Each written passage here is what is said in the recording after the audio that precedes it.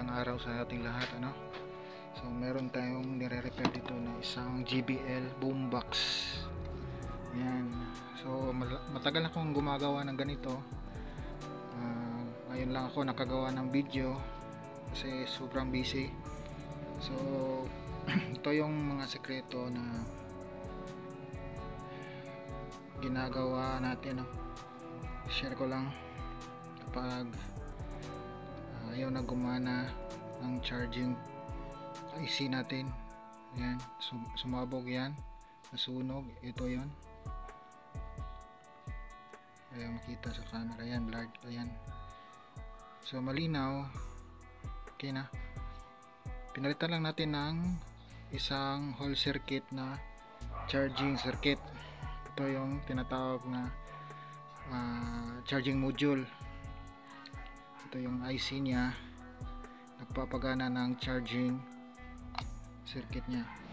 So ito lang yung tinanggal natin kasi shorted na to, hindi na to nagana, kaya pinalitan na lang natin. Tsaka pinagawa na pala to, yan yung charging pin nya.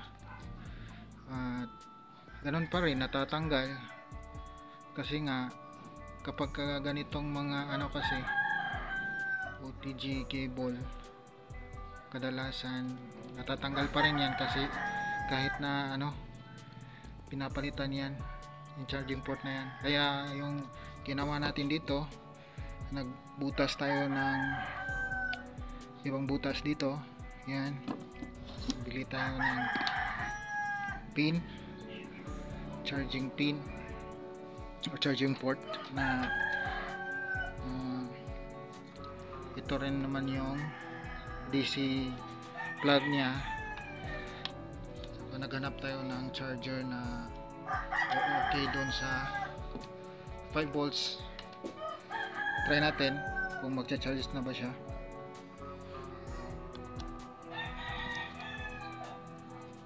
Ayan, so kita naman, nagilaw na siya. So nagcha-charge na yan, okay na to. So antayin lang natin, charge muna natin. So sa mga gustong magpagawa, PM lang.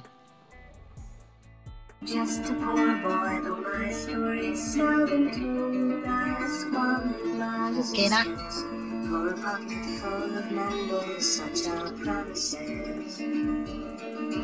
All lies and jest, still the man hears what he wants to hear and disregards the rest. Yun, kung may iba pa kayong katanungan, PM lang.